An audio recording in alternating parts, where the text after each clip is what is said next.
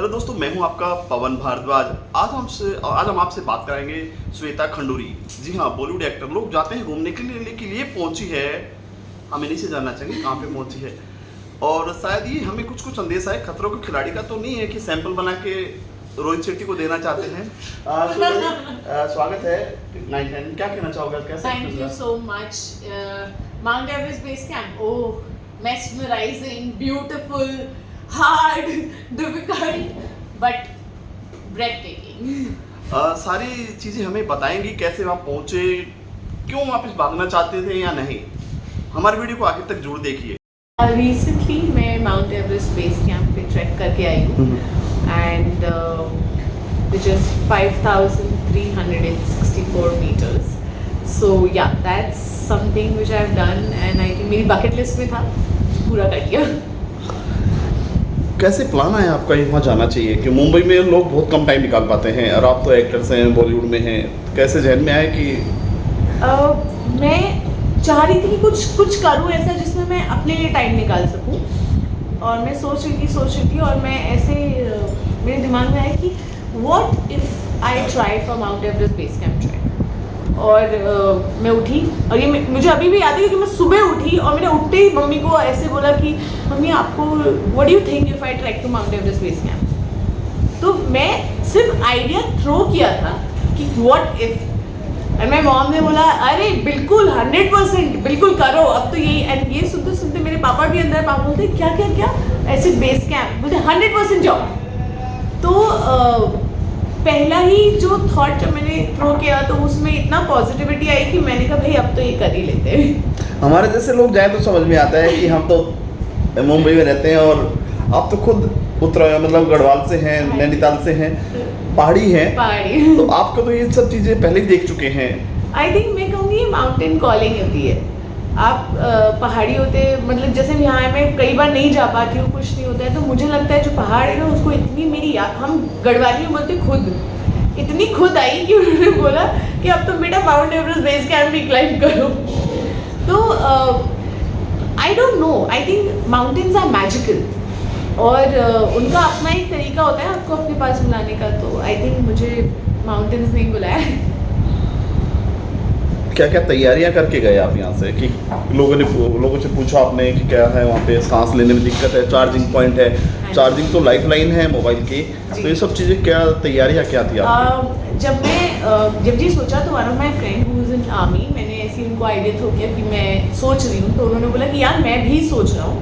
तो जब तक मैंने बोला उन्होंने मुझे पूरा डिटेल्स, एक बूट्स एंड क्रैम्पॉन्स करके कंपनी है जो ट्रैकिंग के लिए लेके जाती है, और वो सिर्फ ट्रैकिंग नहीं, वो समिट्स भी करती है। तो मेरे पास पूरी डिटेल विद इन 10-15 मिनट्स आ चुकी थी कि क्या क्या करना है, कैसे करना है, क्या क्या चीज़ें रिक्वायर होंगी, क्या अमाउंट, क्या कॉस्ट लगेगी। तो ये सोच के फिर मैंने एक हफ्ता लिया टू थिंक कि मुझे ये करना चाहिए, नहीं करना चाहिए, उस थॉट प्रोसेस में मैं थी।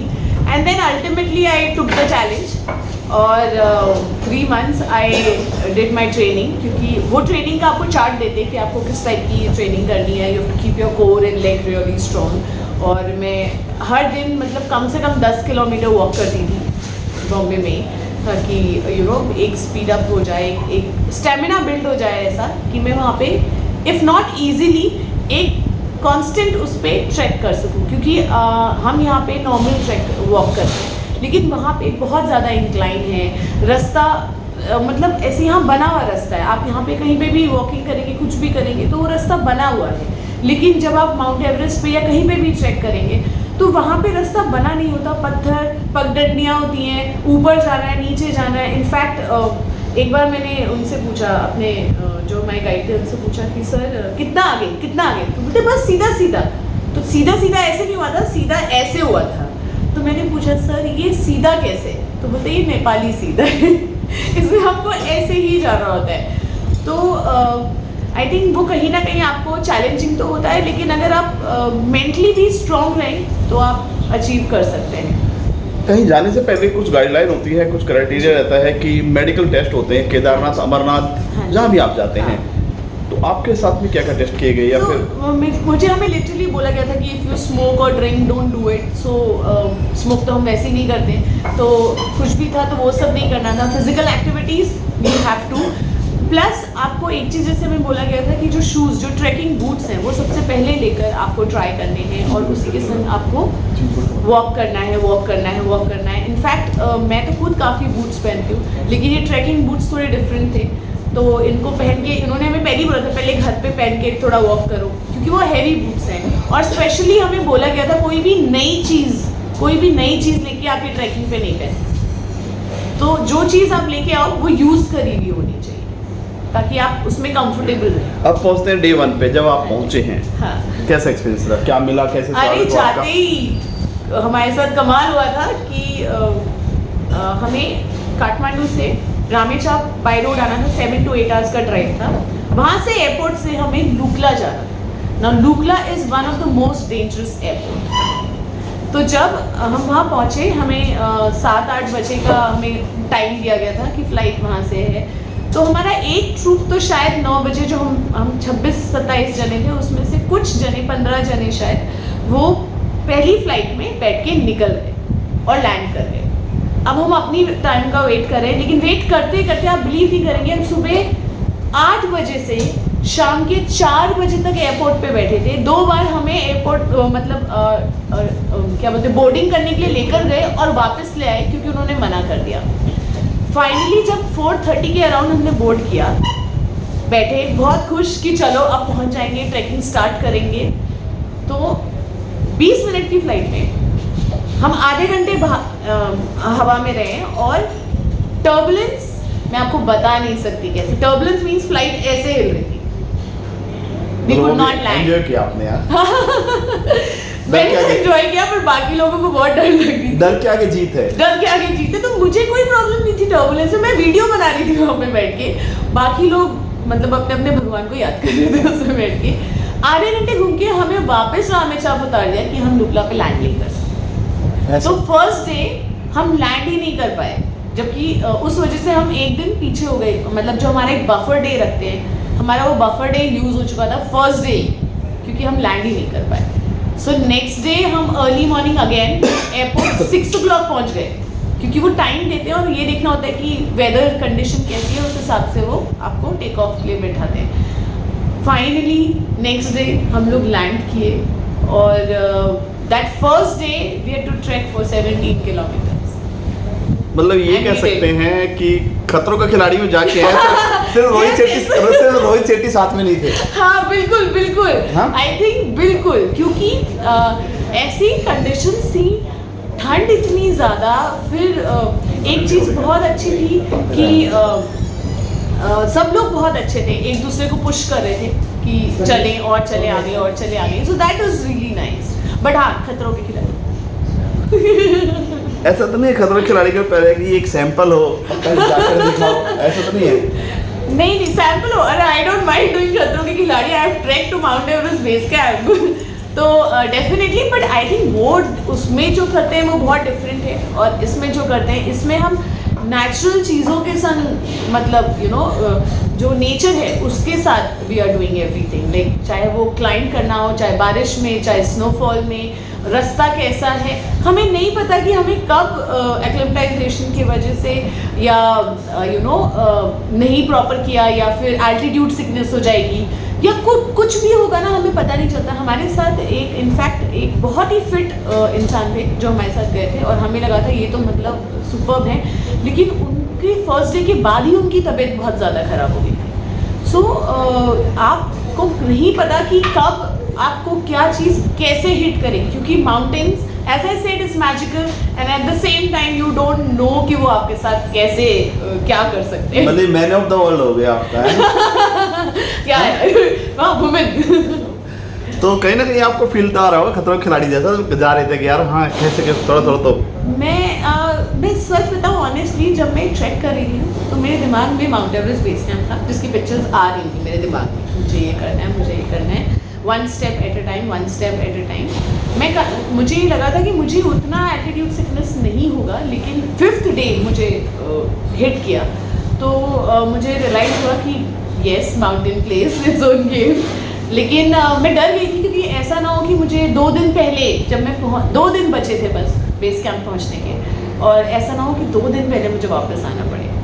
तो थैंकफुली बाय गॉड ग्रेस ऐसा नहीं हुआ, and thanks to my team like Robin sir जो हमें गाइड कर रहे थे कि हम स्मूथली वो डिफिकल्टीज के संग व्हाटएवर इट इज खींच के हमने कंप्लीट किया माउंट एवरेस्ट बेस कैंप। तो वीडियो जो लेकर आए हैं कहीं ना कहीं आपको ऑफर चालू हो जाएंगे आपसे कि यार ये लड़की तो जा सकती है क्लाइमेट में भी।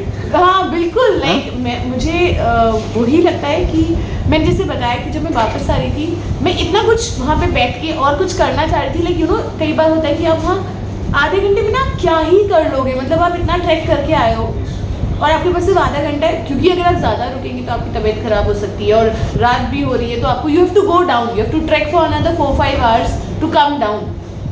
तो मैं वापस आते हुए ये सोच रही थी क्या मैं वापस ट्रैक करके आऊँ माउंट एवरेस्ट बेस कैंप, क्योंकि ये चीज़ें छूट गई है, मुझे और कुछ करना है और कुछ करना है। तो वो एक कॉन्टिन्यूस थॉट था, क्योंकि मुझे लग रहा था कि अब तो कर लिया है, अब मुझे हार्डशिप्स भी पता है, लेकिन लाइफ बहुत डिफ़िकल्ट है mountain, it is not easy.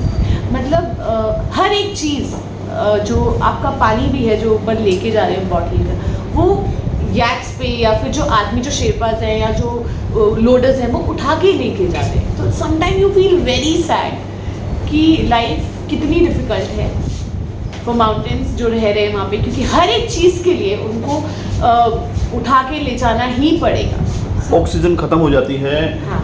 ऐसा भी देखा है कि आंखें बाहर आ जाती हैं, निकल जाती हैं, बहुत सारी चीज़ें ऐसी है। ऐसा कोई वैसा नहीं, टच वुड ऐसा कुछ नहीं हुआ। मेरा ऑक्सीजन लेवल तो ऑब्वियसली आप एल्टीट्यूड में जैसे ऊपर जाते जाएंगे कम होते जाएगा, तो आपको हेडेक्स काफ़ी रहते हैं। जैसे मुझे काफ़ी हेडेक्स थे, I was not able to sleep, मतलब in 15 days I would have hardly slept for 7 to 6 hours।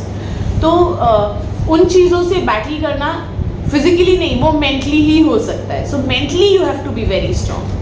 कभी ऐसा लगा आपको कि यहाँ से कहाँ फंस गए, भाग लो यार, तुम चाव में पहुँच गए? मैं लिटरली 2 दिन पहले जब मेरी बहुत तबीयत खराब हो गई थी और बाहर स्नोफॉल हो रहा था, मैंने सोचा था जब तक मैं पहुंचूंगी मैं वीडियोस बनाऊंगी, पिक्चर्स क्लिक करूंगी, लेकिन मैं स्नोफॉल में वॉमिटिंग कर रही थी। तो मैं जब मुझे उठा के रूम में रखा गया थोड़ा रेस्ट करने के लिए, रखा गया, हाँ, क्योंकि मैं नहीं चल पाई थी उसके बाद। जब मैं पहुंच गई थी अपने टी हाउस और वहाँ पे मैं जैसे होता है ना गिव अप किया कि अब मुझसे नहीं हो रहा है, अब मुझसे नहीं हो रहा है। तो जब मुझे ऐसे उठा के अंदर बिठाया गया तो मैं थोड़ी देर बाद ऐसे सोच रही थी कि क्या किया मैंने, और ये सब करने के लिए मैंने पैसे भी दिए, मतलब ये टॉर्चर के लिए पेमेंट भी करी है पूरी। कहीं ऐसा हुआ कि चलो वापस चलें, मुझे वापस भेज दो? नहीं, वापस मैं यही बता रही हूँ कि जब मैं वॉमिट भी कर रही थी तो मैं अपने गाइड को ये बोलती थी, सर वापस नहीं भेजिएगा, वापस नहीं जाऊँगी मैं, मुझे जाना है बेस कैंप। तो पॉइंट ये कहीं पे भी नहीं था कि बेस कैंप नहीं जाना है या वापस आना है, ये था कि जाना है, बस ये तबीयत थोड़ी ठीक हो जाए और मुझे जाना ही है। सोशल मीडिया पे आपने पोस्ट डाली होंगी, ऐसा हो ही नहीं सकता है, लोगों के क्या कमेंट आए कि बिग बॉस की तैयारी है या फिर खतरों के खिलाड़ी या फिर क्या नहीं मैन ऑफ द वर्ल्ड? नहीं, एक्चुअली आई थिंक मेरे सारे फ्रेंड्स और even family they were very proud. मतलब मुझे, मैं सच बताऊं, मुझे बोला था कि अभी आपको समझ नहीं आएगा आपने क्या अचीव किया है, ये आपको जब आप घर जाएंगे थोड़ा रेस्ट करेंगे, बॉडी रेस्ट करेगी, बॉडी थोड़ी बेटर हो जाएगी ना, तब आपको रियलाइज़ होगा आपने क्या किया है। सो अब मुझे सिंक इन होने लगा है कि मैंने आई हैव डन समथिंग, क्योंकि सबने मुझे कॉल्स करके, जो मेरे फ्रेंड्स हैं जो मुझे मैसेज करते हैं, उन्होंने भी मुझे कॉल किया है और कॉल करके लिटरली बोला है कि this is such a big achievement, और उन्होंने मुझे बोला कि तुमने अपने बर्थडे के लिए खुद को ये गिफ्ट किया है। मैंने कहा आई वुड अग्री, क्योंकि कई चीज़ें मेरी लाइफ में अब काफ़ी हद तक चेंज मुझे ऐसा लगता है, क्योंकि पहले जिन चीज़ों के लिए शायद मैं ना कर देती अब शायद नहीं करूँगी। और कुछ कहना चाहेंगे जाते आप? जाते मैं सिर्फ इतना कहना चाहूँगी कि अगर आप दिन में ठान लेना तो आप कुछ भी कर सकते हैं। If I can go to Mount Everest base camp with entire busy schedule के साथ, everything I could manage and do it, you can also do it. And trust me, without network, phone अच्छा लगता है। 15 दिन मेरे पास almost network आ जा रहा था, but it was really good break.